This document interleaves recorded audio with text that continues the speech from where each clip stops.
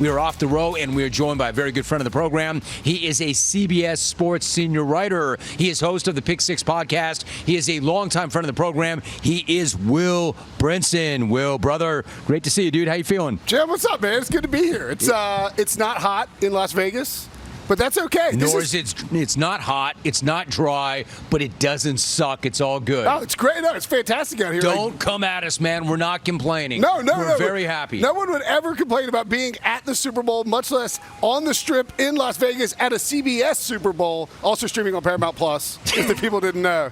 Well done, dude. And by the way, I don't know if anybody out there can get tickets to the Sphere for Fish or Grateful Dead, but I'll take those. If any clones are listening or dying to hand out tickets. Are you a Fish dude? I'm a Fish guy, yeah. More than the Dead?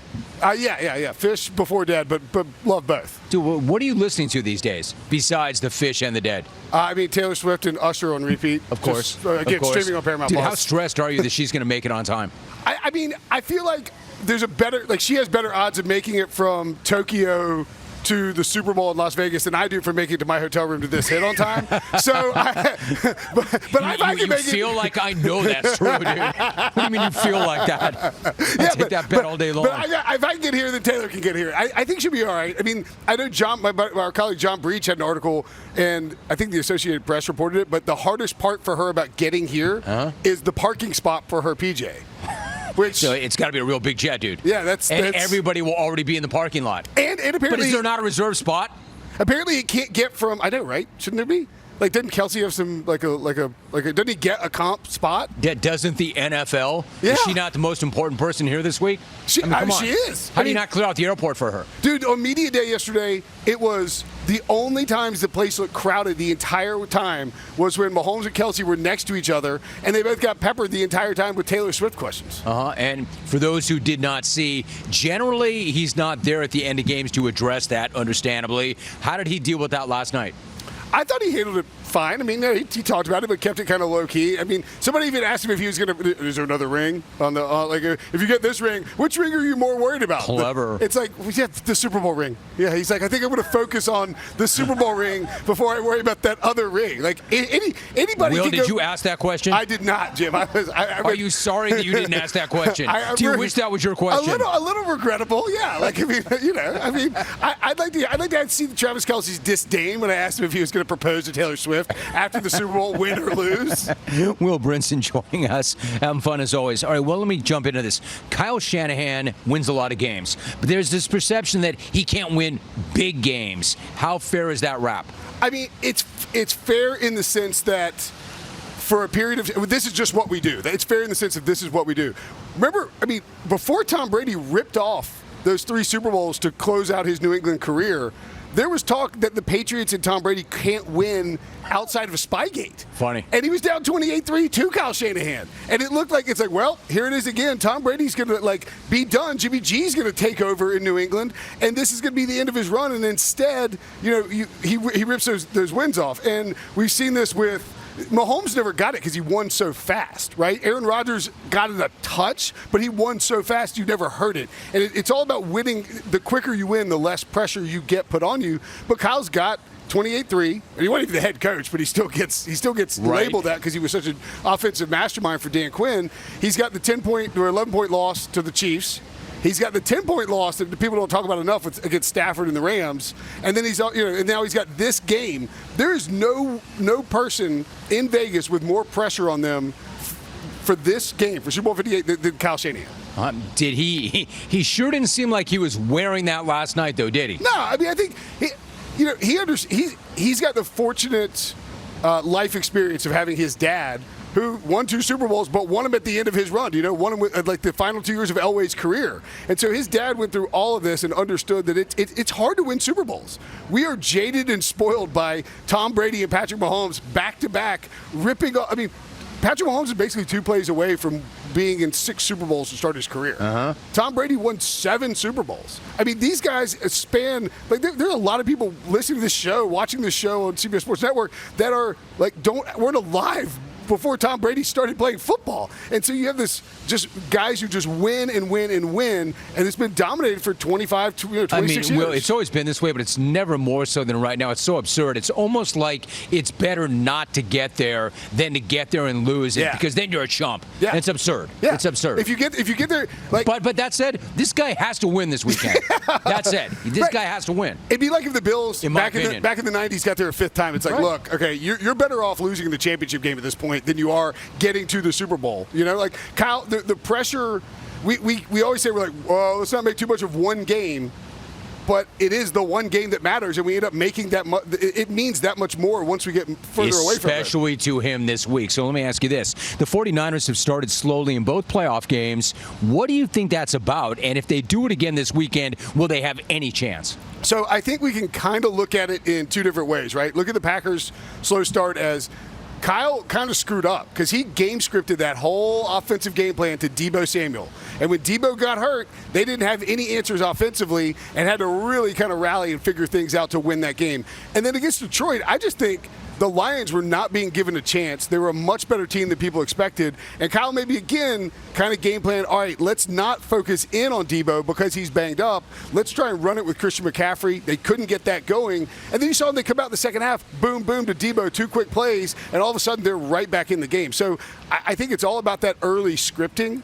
Because we've seen it, the stats are there, and I do think Brock Purdy and Kyle Shanahan are better playing from ahead. I mean, what you think? I mean, except for 28-3. We know this. Right. So I think they got to come out and match the scripting early on with the Chiefs because to me, there's a chance of the Chiefs blowing out the 49ers. There's no chance the 49ers blow out the Chiefs. Interesting. Will Brinson joining us. Go back to Kyle and Brock Purdy for a minute. How much confidence do you think Kyle has in Brock Purdy right now? I think he's got 100% confidence in him. I mean, you look at the stuff that I think back to the throw from Jimmy G to Emmanuel Sanders in Miami, also on CBS. Missed that throw, right? If he hits that throw, they win the Super Bowl. But not streaming on Paramount But Plus. Paramount Plus wasn't a thing. Yeah, the amount of entertainment with Knuckles and yeah. I'm nothing if not a promiscuous company man. You're nothing but that, bro. You're the best, dude. I think Purdy hits that throw. You know, like Purdy's deep ball is so much better than Jimmy G's, and if he hits that throw, they win this. You know, so I think Kyle believes in a weird, like kind of effed up way he got here, right? Like a twisted way he got here. This is not your podcast, dude. Know your room. Remember that. Sorry. I'm not going to cuss. You don't have to apologize to me, man. I'm just looking out for your career and your livelihood. I want to make sure you can still put food on the table. Well, I appreciate it. I think I need a little bit less these days. But yeah, I think you look at how he got here. They drafted Trey Lance. They give up all the picks for him. And then they end up picking up Brock Purdy because they're like, well, we kind of like this guy. And then all of a sudden he's like, the third quarterback in our room is the best quarterback. And he ends up getting to the place he wanted to get via the Trey Lance trade accidentally. And I think Purdy is the guy he needs. You don't need, the idea that he needs this great running quarterback who can open up new avenues for his offense is probably misguided. He needs this point guard, this guy who distributes the ball. He makes good decisions, and he makes those good decisions quickly. He gets the ball exactly where Kyle wants him to get the ball, and he can make plays off script if he needs to. He has the playmakers around him, and look, Deebo, Kittle, McCaffrey, you're talking unicorns at their positions, but they are better because of Purdy. Purdy elevates those guys because he knows his role in that system and plays the point guard. He's like a Steve Nash, basically, out there in Mike D'Antoni's system, and I think that's what Kyle has sort of figured out. I didn't need to grab this athletic freak show and put in my offense.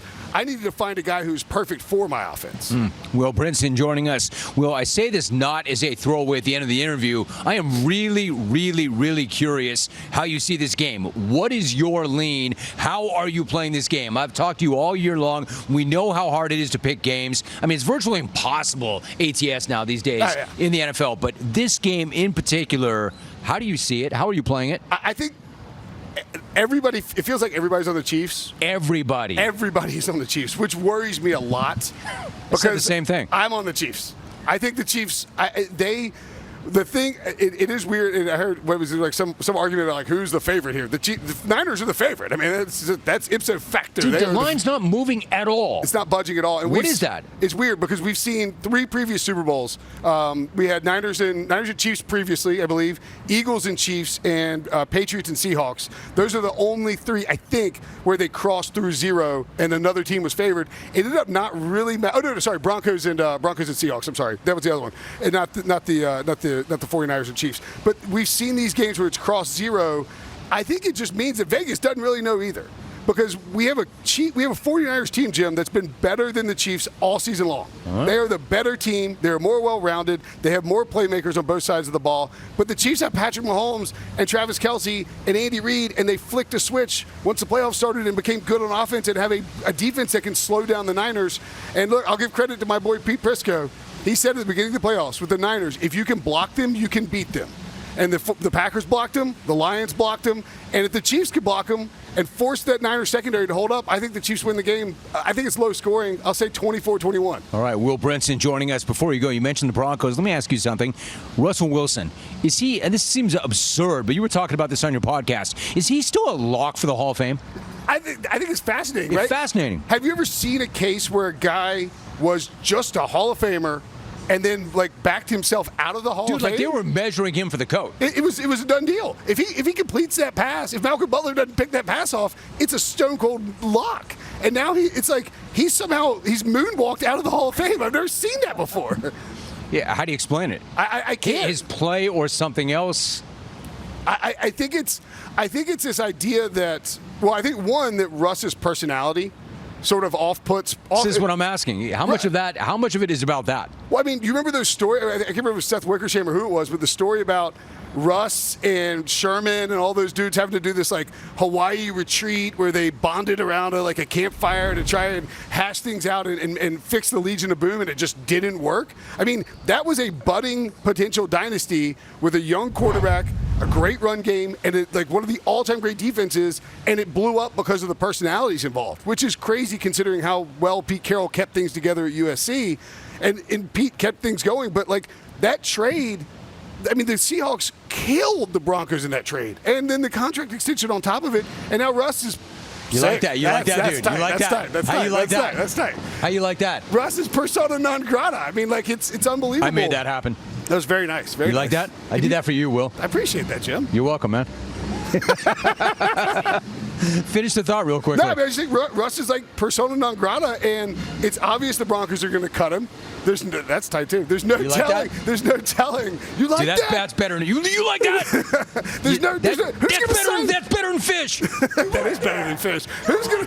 Oh, that's nice too. Who's gonna sign Russell Wilson? Who's gonna go get him? I don't know. And I think if he ends up being a backup somewhere this year, dude, the Canton resume's toast. I would imagine he would love that. I'm sure that he would help the incumbent get ready every single week. Right. I bet Russ is about that life. Will, appreciate you, man. Great to see you. Have a tremendous week. And it's always great to chop it up with you, brother. Thanks so much. Always fun, man. All right. Will Brinson. Thank you so much for watching. Please like, comment, and subscribe. And hit the bell to be the first to know when we do upload a new video.